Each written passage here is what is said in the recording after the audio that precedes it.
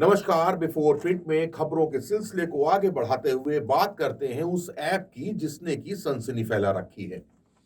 जी हाँ, बात कर रहे हैं हम एक ऐप की जिसमें कि आपने सुना होगा। पहले एक ऐप आया था लास्ट ईयर, सुल्ली डील्स, जो कि बड़ा आपत्तिजनक है। उसका नाम ही सही आपत्ति है और ये एक समुदाय विशेष की महिलाओं के ऊपर टिप्पणी के साथ में वो आया था और डील्स की बात की जाती थी इसमें।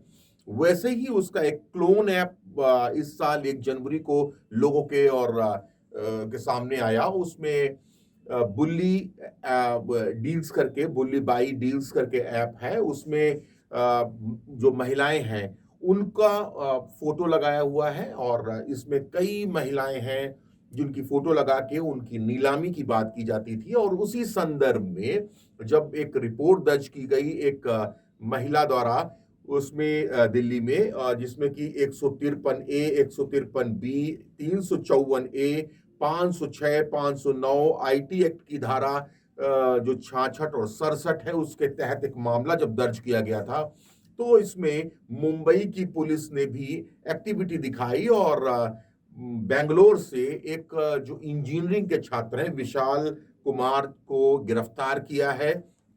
साथ में एक महिला का लिंक भी निकला है जो कि उत्तराखंड की रुद्रपुर शहर की रहने वाली है और वो छात्रा है और वो 12वीं क्लास अभी उसने पास की है। उसका भी लिंक इस ऐप से दिखाया जा रहा है।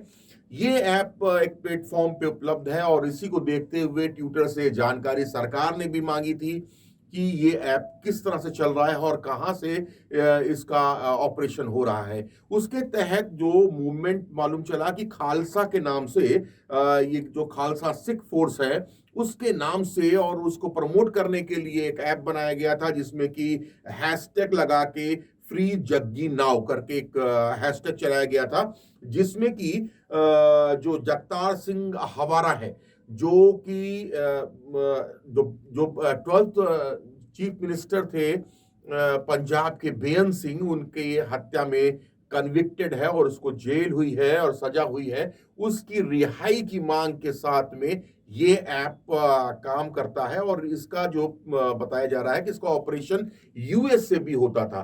तो थ्रू यूएस से मतलब जो प्लेटफॉर्म वहां पे था, लेकिन यहां से घृणा फैलाने के लिए और नफरत फैलाने के लिए इसका इस्तेमाल किया जा रहा था। महिलाओं को खासकर एक वर्ग विशेष की महिलाओं को परेशान करने के लिए भी ऐप चलाया जा रहा था। इस तरह से कई ऐप और भी चलाए जा रहे थे जिसके तहत महिलाओं की फोटो उसमें डाली जाती थी और डील्स ऑफ द डे करके उन हैशटैग चलाया जाता था, जिसके तहत उन महिलाओं को जिनको मालूम भी नहीं है कि उनकी फोटो का इस्तेमाल किस तरह से हो रहा है, उनके पास में जब ये नीलामी होती थी उनकी फोटो की, तब बड़ा ही मतलब एक कहा जाए कि एक शर्मिंदगी वाली चीज है हमारे समाज में इस तरह के ऐप का इस्तेमाल किया गया। ये ऐप के पीछे की मंशा क्या है, क्योंकि एक पक्ष ने ये ऐप इस्तेमाल किया, वहीं दूसरा पक्ष एक दूसरा ऐप इस्तेमाल कर रहा है जो कि वाकई में समाज में जो समरसता है उसको खत्म करने का काम करेगी।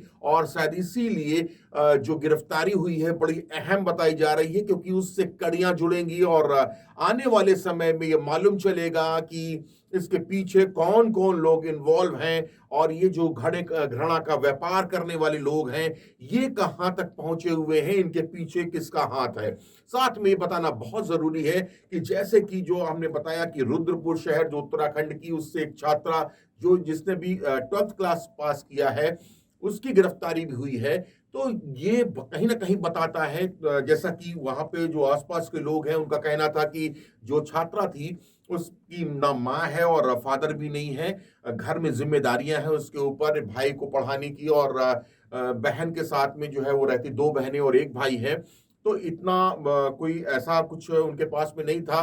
पढ़ाने की जिम्मेदारी और घर खर्च की जिम्मेदारी को शायद वहन करने के लिए या इकट्ठे पैसा कमाने के लिए हो सकता है कि इस तरह की चीजों में वो छात्रा इन्वॉल्व हुई हो। लेकिन कैसे और किस तरह से नाम उसका आया है ये बहुत खोज का विषय है और इसकी जानकारी लगातार हम लोग ले रहे हैं। लगातार बिफोर प्रिंट आपको बता रहा है और भी सूचनाएं जो आएंगी वो आप तक साझा की जाएंगी। आप देखते रहिए बिफोर प्रिंट।